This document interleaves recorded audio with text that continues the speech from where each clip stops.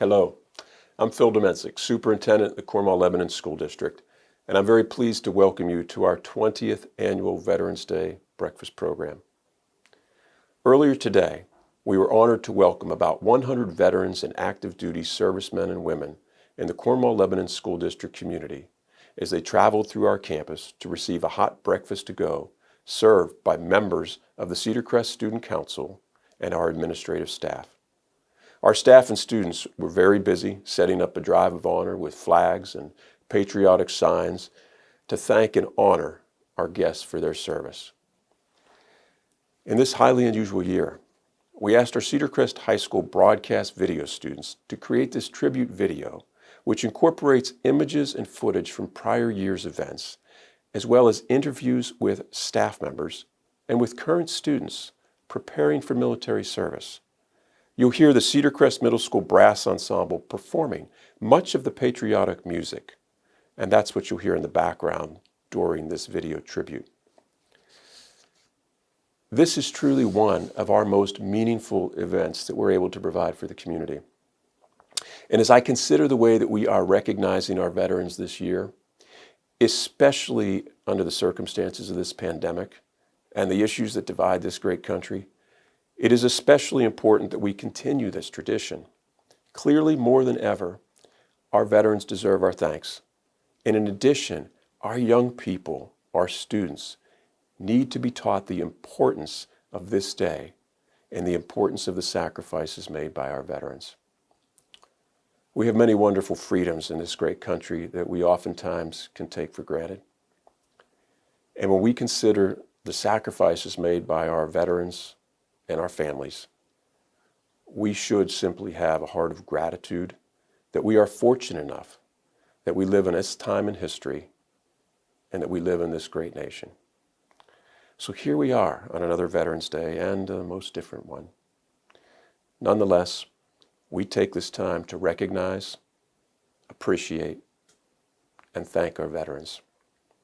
Because of your contribution, our young people have the opportunity to obtain an education, pursue their life dreams, and live in this great country. On behalf of the Cornwall Lebanon School Board, our dedicated teachers and staff, our parents, and most certainly our students, thank you. We hope that you enjoy this tribute to our Cornwall Lebanon School District community, veterans, and friends. Thank you for your service to our community and our country. May God bless you, and please know that you are very much appreciated.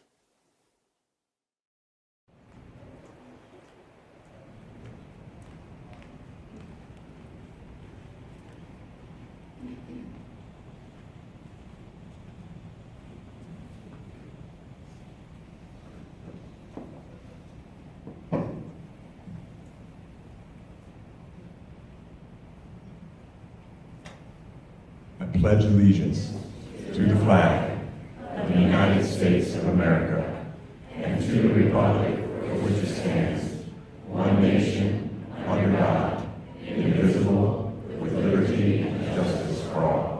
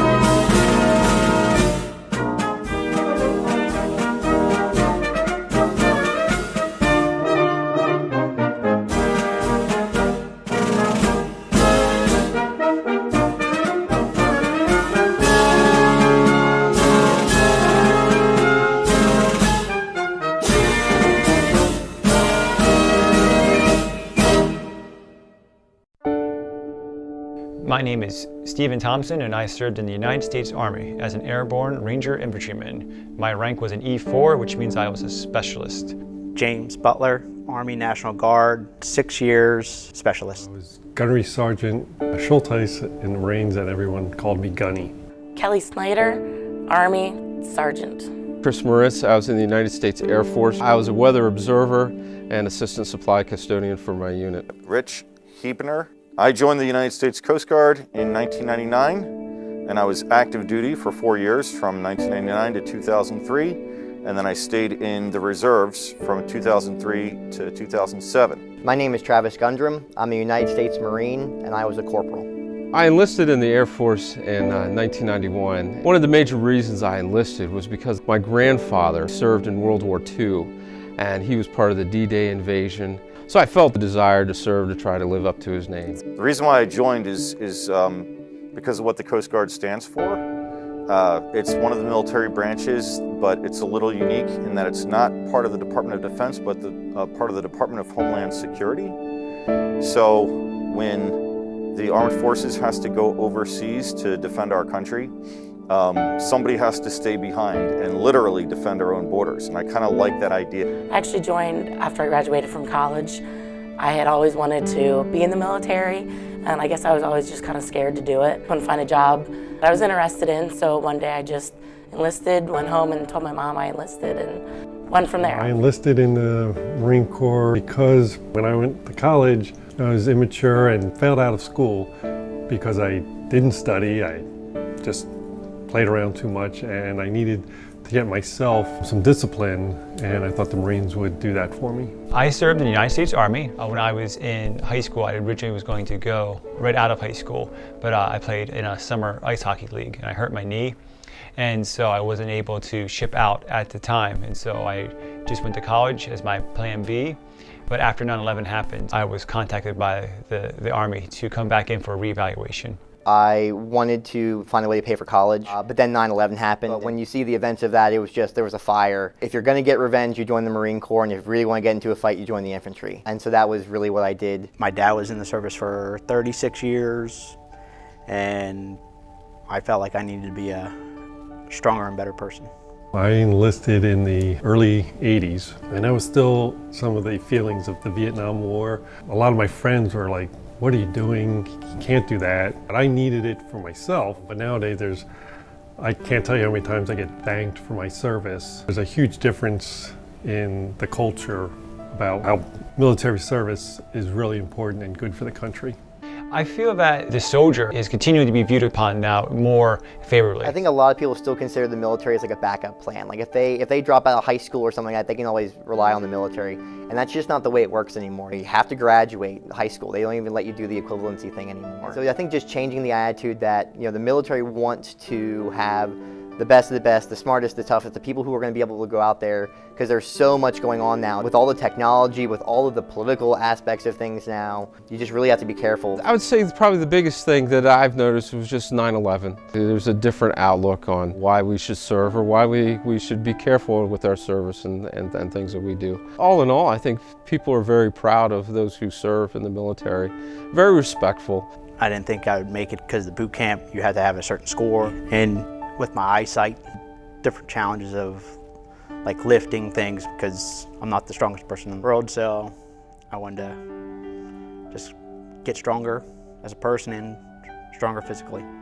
I think just being so far away from home. I was stationed in Hawaii, gone for a year on deployment, and I was also stationed in the Netherlands. My grandfather passed away when I was in the Netherlands, and I hadn't seen him for over a year and a half, so just things like that. It's just tough being away from people. Really, it's just the physical aspect of getting through boot camp. I was a geeky kid when I was in high school, and so I had a lot of people saying, "There's no way you're going to make it, no way you're going to make it." So just having that determination to kind of push through and do the best I could. That was definitely the hardest part, especially Marine boot camp. It's 13 weeks. It's the longest. It is the most brutal, and they just find new ways of torturing you. And if you figure out how to get past that, it actually turns into a lot of fun. Veterans Day means to me is, I think the biggest thing is I look back to my grandfather, just the things that he went through to wind up in that situation. There was an instance where he was supposed to deliver a message, and He never volunteered for things, but there was this instance where they asked for a volunteer and he volunteered. And he was in a foxhole. And so all his buddies had their foxholes dug around him and things like that. So he got out of his foxhole, he went to deliver his message. And when he came back, his whole unit was dead. I just can't imagine, you know, what that was like for that guy. And then when I look back on it, you look and you see that split moment, that was huge for me. And so anyway, you have to respect the things that those guys go through, and you know, so it's sort of emotional to me. What I enjoyed most about being in the Coast Guard was the importance of the job, the camaraderie, and the feeling that you were part of something very special, part of something very honorable. You really believed in what you were doing, and that what you were doing made a difference. Veterans Day is almost indescribable. I just feel so humbled by it. I enjoy it because it gives me opportunity to text and email and talk to my family and friends that have served or are still currently serving, and just thank them for their service and their continued service, as well as just to the vets I'll talk to that day, just to give honor to a group of men and women that we share a bond. We're brothers and sisters in arms, and we always will be. For me, it gives me time to reflect on some of the friends and colleagues that I've known in the military, and also people that have lost their lives in the military. I just think it's a special day to honor those who were willing to risk their lives for our great nation. I just think it's important to recognize those people. So Veterans Day for me is a day that I think veterans are supposed to actually go out and tell their story. For me, it's really helped get past some of the demons that I had to deal with. And I think it really is a day that, you know, as a nation, we should kind of thank those people who came before us. To remember that the men and women today especially all volunteered. No one was drafted. Everyone decided to go. It means a lot with everybody getting together, working with each other, protecting our country. Just to recognize everybody that's helped out in the past and protected our country. I think it gives a whole country a time to reflect and thank the very few people who are in the military. Our military is incredibly a small proportion of the population. It gives time for people to think about the veterans and what sacrifices they've done for our country. It gives us a chance to recognize those individuals who have, choose for so much time to give up their freedom to defend ours. And I think that sometimes is lost, that a veteran, when they are a soldier, when they serve, they've essentially given up their freedom to ensure that the rest of the nation has freedom to do all the things they want to do. I personally think it's a great experience. I'll never feel anything like I did when I was in the military. It's just an amazing feeling serving your country and the people that you work alongside. You know that you're willing to risk your lives for them, and vice versa. The people I met in the military, they will always be family to me. I felt that the Coast Guard was one of the best decisions I ever made. But there was a time when I got high up in pay grade that I had a team that I was responsible for training. And I really enjoyed providing that training, and it was around that time that I decided that I think teaching was what I was meant to do. And so I decided not to re-enlist, and I followed my career in teaching. I know I got a lot more out of the Marines than the Marines got out of me. I mean, it's a great experience. I mean, it's not easy, but I learned a lot, I grew a lot. I'm a much better person because I went into the military. It was probably one of the best decisions I made. I wasn't quite ready for college yet. And I felt that the only way I was going to be ready was if I went out into the world and did something for my country, saw the world, served other people. And through that experience, I got to see all kinds of stuff I never would have saw. And I don't think I would have had that if I didn't serve. My name is Taylor Wise, and I'll be planning on enlisting in the Air Force. Emma Drake, U.S. Air Force. Tommy Bildheiser, Army. Barrett Dunlap, United States Marine Corps. Riley Singer, the United States Army. Lance Wright, United States Army. Cody Copenhaver, U.S. Marine Corps. Allison Lutz, Air Force. Owen Horst, Air Force. Brooke Bartle, United States Air Force Academy. I decided to enlist to protect and serve our amazing country, and I can also travel and gain a college education. My grandfathers, they were both in the service. They were in the Navy, and my grandfather was in the Air Force, and I just think it's like really important that I go and serve my country. I felt kind of lost in life, and I saw an ad for the Army, and I saw what I wanted to do, which was firefighting, but it wasn't available.